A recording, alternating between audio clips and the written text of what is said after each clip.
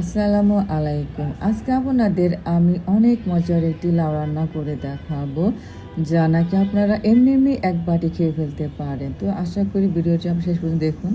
তেল গরম হয়ে গেছে, এখন আমি দিয়ে দিচ্ছি পরিমাণ মতো পেঁয়াজ কুচি ও কাঁচামরিচ কুচি, একটু নেড়ে দিচ্ছি। একটু লাল লাল হলে দেব আমি আদা ও রসুন বাটা 1 টেবিল চামচ পরিমাণ,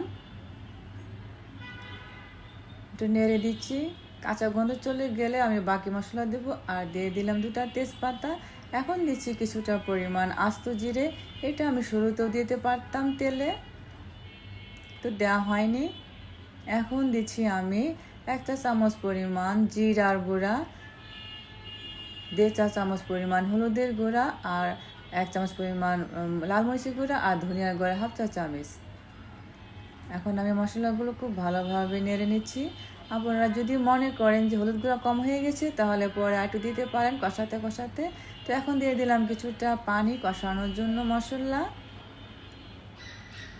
কষানো হয়ে গেছে, এখন আমি দিয়ে দিচ্ছি 1 বাটি মসুরির ডাল। আমি আগে এটা ভিজিয়ে রেখেছিলাম ঘন্টাখানেক।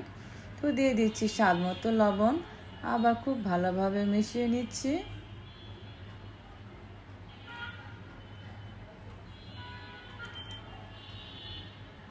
আবার ঢেকে দিচ্ছি। ঢাকনা তুলে দেখি কতটুক হয়েছে আমার ডাল। একটু সুন্দর কষানো হয়ে গেছে। এখন আমি দিয়ে দেব টুকরো করে রাখা লাউ। লাউ কিন্তু এভাবে টুকরো টুকরো করে কেটে নিতে হবে। এখন আমি ডালের সঙ্গে খুব ভালোভাবে মিশিয়ে নিচ্ছি।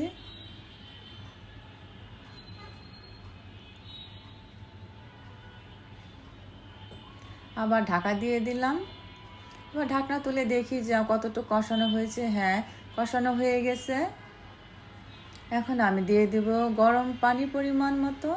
আপনারা সবসময় সবজিতে গরম পানি দেওয়ার চেষ্টা করবেন, এতে করে কি হয়, সবজির কালারটা ঠিক থাকবে।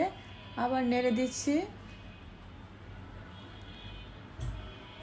এখন এটা আমি ঢেকে দিব।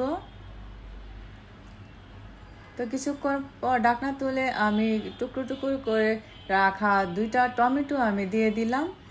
এই লাউতে কিন্তু আপনারা টমেটো অবশ্যই দেওয়ার চেষ্টা করবেন। এখন আমার লাউয়ের ঝোল অনেকটা শুকিয়ে আসছে। দিয়ে দিচ্ছি রসুন 2টা পেঁয়াজ থেতো করে নিয়ে আমি ভেজে নিয়েছি লাল করে, সেটা লাউয়ের সঙ্গে এখন আমি মিশিয়ে দিচ্ছি খুব ভালোভাবে। এখন দিচ্ছি কিছুটা পরিমাণ ধনেপাতা কুচি। ধনেপাতা কুচি দিলে কিন্তু ভীষণ মজা লাগে আরও খেতে। এখন আমি 10 মিনিটের জন্য ঢাকা দিয়ে রাখছি। 10 মিনিট পর আপনাদের দেখাচ্ছি কতটা সুন্দর হয়েছে আমার লাউয়ের তরকারি, যেটা লাউ বাটি। এটা কিন্তু এমনি এমনি 1 বাটি খাওয়া হয়ে যায়। আর রুটি পরোটা যেটাই বলেন না কেন, দুর্দান্ত লাগে খেতে। আপনারা বাসায় একবার অবশ্যই ট্রাই করে দেখবেন। আশা করি আমার রেসিপিটি আপনাদের ভালো লেগেছে। তো আজ এ পর্যন্তই। আপনাদের প্রতি রইল আমার অফুরন্ত ভালোবাসা। সবাই ভালো থাকবেন। আল্লাহ আপনাদের সবাইকে ভালো রাখুক, সুস্থ রাখুক। আল্লাহ হাফেজ।